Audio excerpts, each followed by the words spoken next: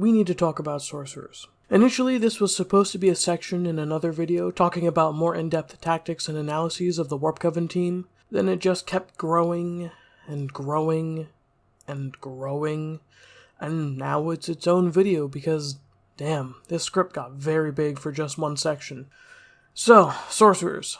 They're the big draw of this kill team, and also why this kill team is so complex and difficult to play and play against. There's seemingly a sorcerer for every occasion, and that is really cool. But the kill team puts enough restrictions on your roster that choosing what sorcerer builds to put on your roster is actually a meaningful and difficult balancing act.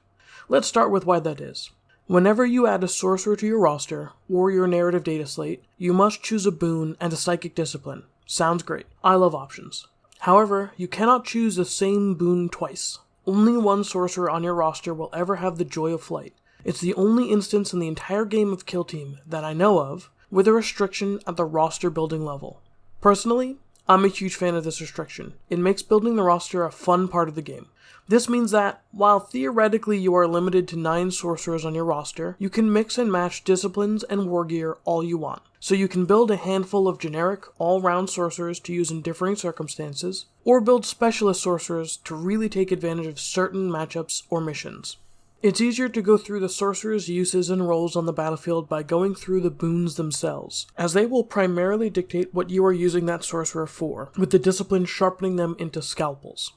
Let's start with Immaterial Flight, as that is usually an auto-take, and for very good reasons. Flight is such an incredible movement and positioning tool, allowing the operative to be damn near everywhere whenever you want them to be. With easy access to the advantages of vantage points, and the ability to dash easily off vantage points when done shooting to remove all of the drawbacks of vantage, flying sorcerers are usually used as either pinpoint assassins, crushing alpha strikers, and or sneaky objective grabbers, sometimes more than one at a time.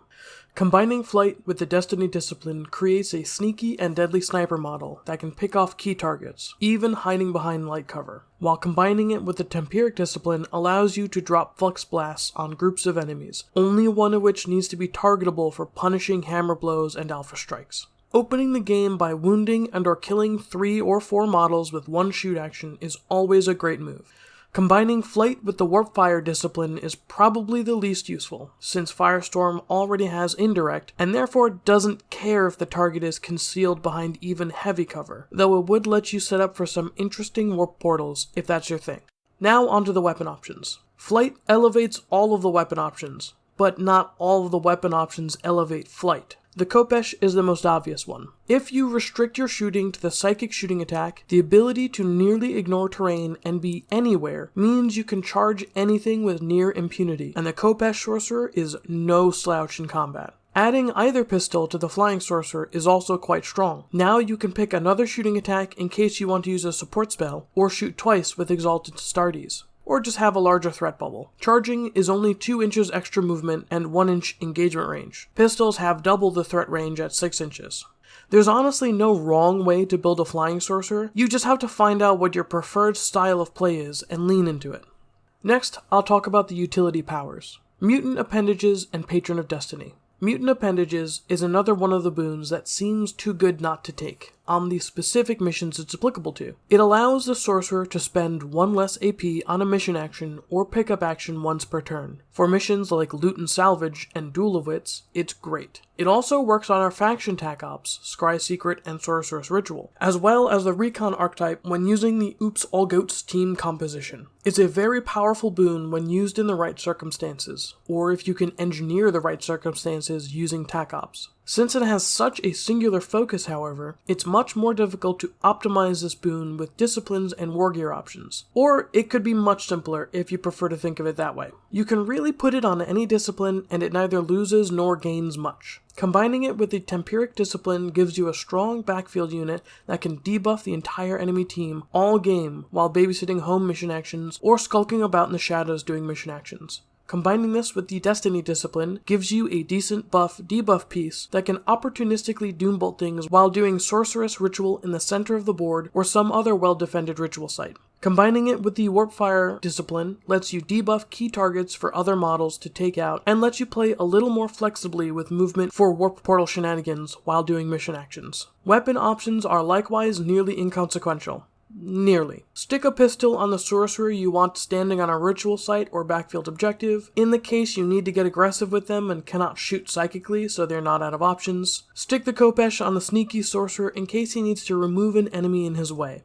Patron of Destiny is an interesting boon that you will probably never use. Not that it is useless, but it's weirdly limited and has less obvious uses than other boons. So when you're thinking about what 3 boons to use this game, this is usually very far down the list. Patron of Destiny gives you a free command reroll ploy use. Then you roll a dice. If that dice comes up 1, 2, or 3, you lose the boon for the rest of the game. Sure, it's a free Purity Seal, which is effectively 3 equipment points every turn you do get to use it. But then how much is Flight worth? Or 1 extra damage? Or better saves? On top of that, there's no hot weapons we could use the rerolls for, melee sorcerers already get full rerolls on the attack, and the Destiny discipline has a spell to grant full defense rerolls. It's just mostly unnecessary, which is a shame. If it didn't have the possibility of going away after the literal first use, then it probably would be much higher on the list of boons to consider. But as it is, this is usually on the bottom of the list for me to consider using, and never actually sees use.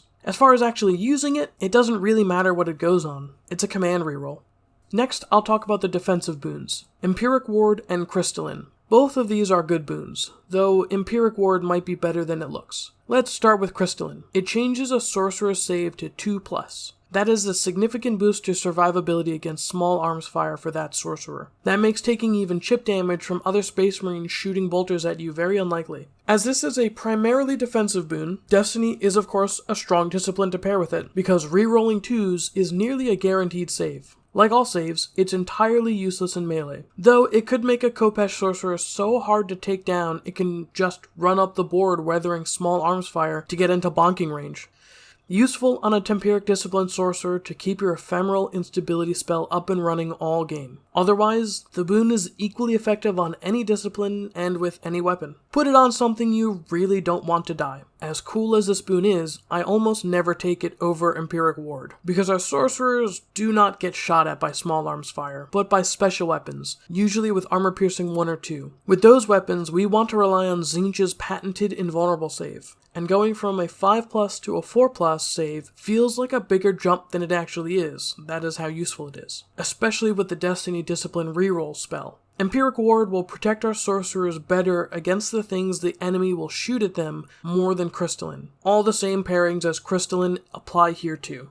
Now, I'll finally talk about the offensive boons. Let's start with Time Walker. This may not seem like an offensive boon at first blush, but increasing movement speed by 1 inch and giving 1 extra attack in melee is a huge offensive bonus. That lets you position your Sorcerer just outside of normal charge distance and catch opponents off guard to slingshot yourself up the board into melee. And with 5 attacks, even a stave stands a great chance at bonking it to death pretty easily. I really like Time Walker, and it is usually number 2 on my list of boons to take. Kill Team is a game where you need to capture objectives to win, and extra movement lets you do that so much easier. There's no real wrong discipline on this guy either. More movement means it's better able to take advantage of positions for the various psychic shooting attacks and warp portal shenanigans.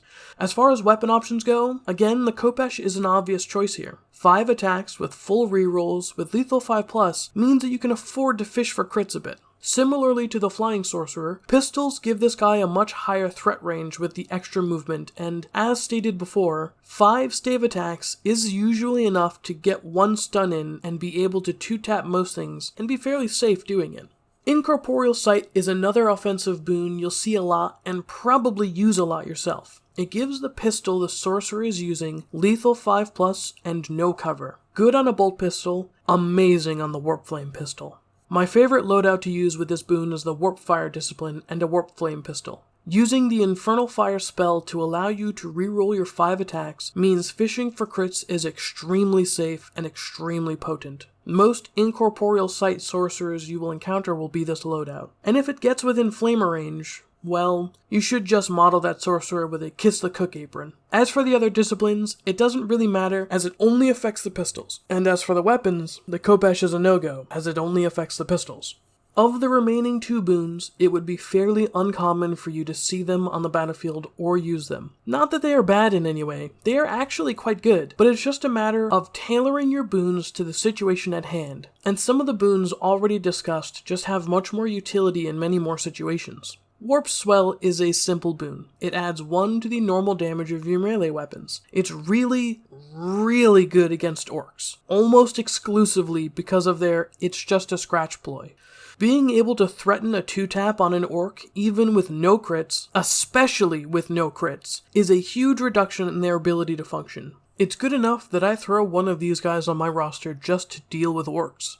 The last boon, Avian Talons, is a really interesting boon that I like a lot. It lets you strike with a normal hit as though it were a crit, so long as you didn't roll any crits to begin with. Excellent for guaranteeing a stun and 6 damage from a stave. It's really good, and the only thing it is brought down by is the fact that it's almost entirely useless on the Khopesh, because with lethal 5+, you're unlikely not to get at least 1 crit, and there are very few models in the game with enough wounds to make this really efficient. Warp Swell and Avian Talons do essentially the same thing. Allow you to get to 10 damage in 2 hits guaranteed. And there are very few models in the game that have more than 8 wounds and less than 11 wounds that don't have access to It's Just a Scratch to completely negate the damage.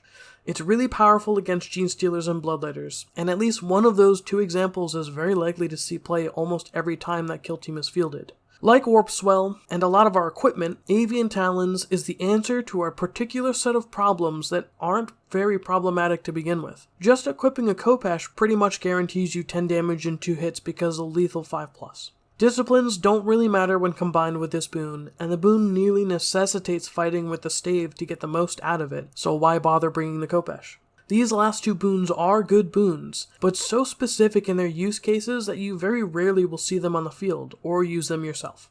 Now, I'll go into depth on the spells we have available to us, starting with the Destiny discipline. Our first spell, Weave Fate, is really strong. It allows one model, visible to the Sorcerer at the time of casting, to reroll all defense dice until the end of the turning point. Great to set up a Zangoran covered near a forward objective, or your Crystalline Empyric Ward Sorcerer to just soak up shooting. It does take some foresight to use fully, but when it works, the effect is very potent. Twist Destiny is the second spell in the Destiny discipline, and it is fine to amazing, depending on the matchup. When cast on an enemy model, visible at the time of casting, that enemy cannot reroll attack dice, which is very powerful against a lot of melee specialists, and whatever special weapon the Tau Recon Drone is going to activate. It can really preemptively ruin your enemy's game plan before they even have a chance to enact it. Its second effect is also very nice, though arguably even more specialized. It is sort of an anti-comms power that disallows the enemy operative from benefiting from positive modifiers to its APL. Could be very powerful against Guard comms or Pathfinder comms, or other Thousand Suns, but of limited use against most other teams. The final Destiny discipline spell is good old Doombolt, our sniper equivalent. With lethal 5+ and 2 mortal wounds per crit, it will usually deal 6 to 8 wounds pretty reliably against most anything. Not much else to say really, it's a good shooting attack and great for taking out key targets. Starting the Empyric discipline is the spell Ephemeral Instability. This spell is crazy good, and should be the first thing you do in turn 1 and turn 2 of basically every game. Reducing your opponent's ability to get around is extremely powerful in the beginning of the game, and allows you to pressure objectives much easier that they'll have a hard time taking back from you, as well as giving you an advantage on victory points early on. It loses its effectiveness as the battle progresses, but you can still use it later on if you see enemy models way out of position to slow down. This spell works on the entire enemy team, regardless of range or even visibility, so there's no reason not to use it. The second spell in the Empyric discipline is Temporal Manipulation. It's our medic ability. Choose a friendly model within 6 inches and visible to the Sorcerer. Heal it 2d3 wounds. It's very powerful for getting Zangors back in the fight, or keeping your Sorcerers out of the wounded state and operating at peak effectiveness. The third spell in the Empyric discipline is Fluxblast. It is a bolter that has a 2-inch blast and rending. This is extremely powerful on a flying sorcerer to get a turn 1 vantage Fluxblast off. If you can hit more than one model with a blast, it makes up its utility immediately. It should reliably kill guardsman models if you roll one critical hit, since rending will turn another success into a critical success, and anyone caught in the blast doesn't get to benefit from cover. This spell alone guarantees that, at least for me, my flying sorcerer will use the Empyric discipline. The final discipline is the Warpfire discipline. The first spell is Warp Portal. This spell is very interesting. As of the writing of this script, the Kill Team community has no consensus on whether the sorcerer can teleport itself or not, so make sure to run it by your tournament organizer if you're playing in a tournament to see what they say. With that disclaimer out of the way, Warp Portal is cool. Basically, you choose a friendly model that has not moved yet and is within 3 inches and visible to the sorcerer, and you can teleport that model anywhere within 6 inches of that sorcerer. No visibility required at the exit point, but the model cannot voluntarily move during the turn in which it teleports. The obvious use cases are to teleport models onto objectives behind walls, or eke out an extra few inches of movement on your Rubric Marines, or even throw your Soul Reaper cannon onto a vantage point for some cheeky shooting. However, there are some more interesting things you can do with it. For one, you can teleport a friendly model that is in engagement range of an enemy so that they do not have to use their activation falling back, or teleporting models into choke points to prevent enemy movement that they thought was accessible. For these reasons, Warp Portal might be the toughest spell to use effectively in the entire kill team, and will take a fair bit of practice to proactively work it into your plans. The second spell in the Warpfire discipline is Infernal Fire. This spell is such a good combo spell. Pick an enemy model visible to the sorcerer at the time of casting. Until the end of the turning point, all attacks against that model, shooting and melee, can be re-rolled. Not all attacks from the sorcerer or one friendly model, all attacks that enemy model suffers from your entire team. Put it on something you really need to die. Combos extremely well with the Soul Reaper cannon, Doombolt spell, and the Incorporeal Sight Warp Flame pistol. The last spell in the Warpfire discipline is Firestorm. This spell is the second worst shooting profile in the entire kill team, the only worst one being unmodified auto pistols. It does very low damage, hits only 50% of the time, and has blast 1 inch, which may as well not be blast for all the times the enemy will bunch up within 1 inch of each other. However, what it does have is indirect, and that can be an absolute powerhouse against certain teams like Harlequins, who can benefit from conceal even when they aren't concealed, and have low wound counts. Pairing this up with Infernal Fire allows Firestorm to be a credible threat to fragile models that like to hide in cover on conceal, and Barrage will at least take their cover save away most of the time. The only problem with that, of course, is that you will either need to run 2 Warpfire Sorcerers, or spend 1 command point to use 2 spells on the turn you want to do this. Bonus points if the enemy actually has clumped up within 1 inch. The indirect special rule almost precludes this discipline from going on a flying sorcerer, since it never needs vantage to shoot at anything, and takes away part of what makes flies so good. So now that you have an idea of what does what, and some ways to combine them, the real question is, how do you combine them? The only answer I have to give you is, you have to feel it out for yourself. No 2 players really play alike, and there's a lot of room to really make the sorcerers on your team exactly suit your style. Defensive backline blasters, aggressive assassins and brawlers, or even sneaky objective cappers. You have to determine what synergizes well with your playstyle and find out what combos work for you.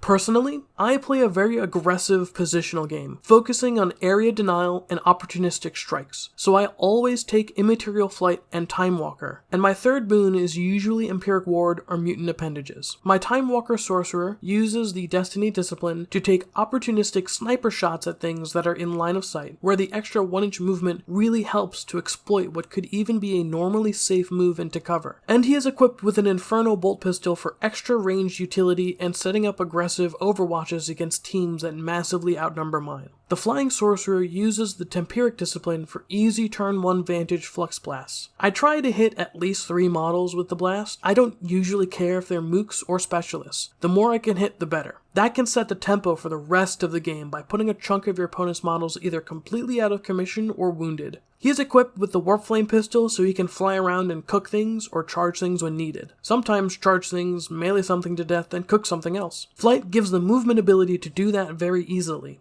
Lastly, what I like to call my utility sorcerer. I will always take Mutant Appendages when I need to do a lot of mission actions, either because of the primary mission or my attack ops require a lot of mission actions, or Empyric Ward, just to keep the sorcerer alive a little longer. The utility sorcerer also uses the Empyric Discipline, though his only spell to use almost exclusively is Ephemeral Instability. He is equipped with a Khopesh because if he is in a position where he needs to shoot, he's either in charging range and needs to kill the thing he charges, or he can Fluxblast. So long as at least one other sorcerer is alive though, he usually just sits around debuffing the enemy team and gathering victory points like their lost arcana.